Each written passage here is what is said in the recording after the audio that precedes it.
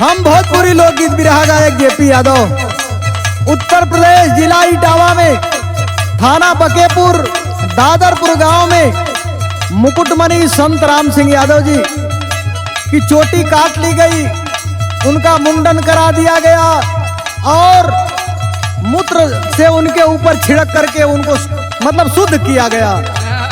इस बात को जब हमारे देश के यादव समाज के लोग जब सुनते हैं बाबू तो इटावा की ओर गूंज कर देते हैं। तो कहना हो गीत के लाइन में,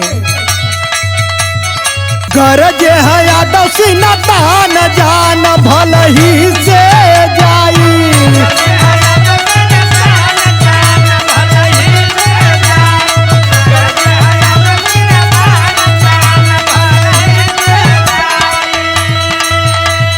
भला ही से जाई हो भला ही से जाई,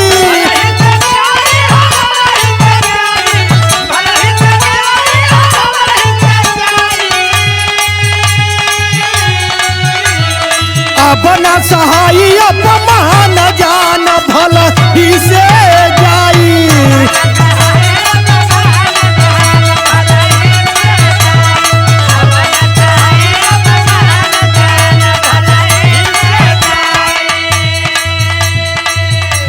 इस अपमान को सुन करके यादवों का खून खौल उठता है और इटावा की ओर जब गूंज करते हैं बाबू तो उस समय लड़का जवान बुढ़वा सब लोगन के दिल में एक उमंग बा, एक जोश बा। का जोश हो? बुढ़वा जवान सब बांध लिए फेटा, वही हस हमारा घमसान जान भला ही से जाई।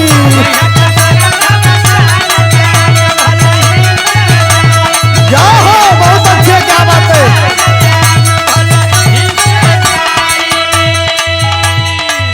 लड़का सयान बुढ़वा जवान सब लोग इटावा की ओर जब गूंज कैले है बाबू, वो समय यादव समाज के लोगन के अंदर एक लहर उठल बा। तो कहना हो आवाज देत होन का आवाज दहलन, मनुवादियों का अत्याचार ना सहाई,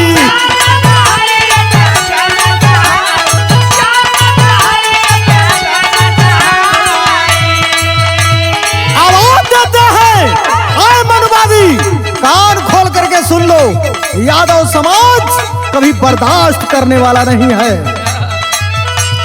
मनुवादियों का अत्याचार ना सहाई,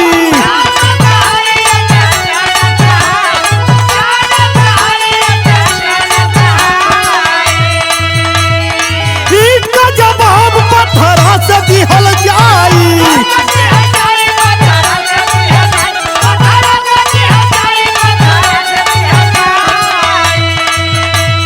तोड़ जाई वो न कर गुमान जान भल ही से जाई।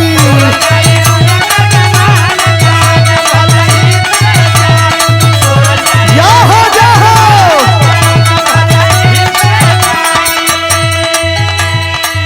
साथियों, इस अपमान को, इस खबर को हमारे समाजवादी पार्टी के राष्ट्रीय अध्यक्ष माननीय अखिलेश यादव जी जब पाते हैं बाबू तो लखनऊ में कॉन्फ्रेंस करते हैं और संत राम सिंह यादव जी को और मुकुटमणि जी को बुला करके उनका सम्मान करते हैं और आवाज देते हैं, संदेश देते हैं बहुजन समाज के लोगों को, पीडीएस समाज के लोगों को।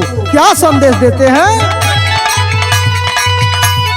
कहा अखिलेश भैया सबसे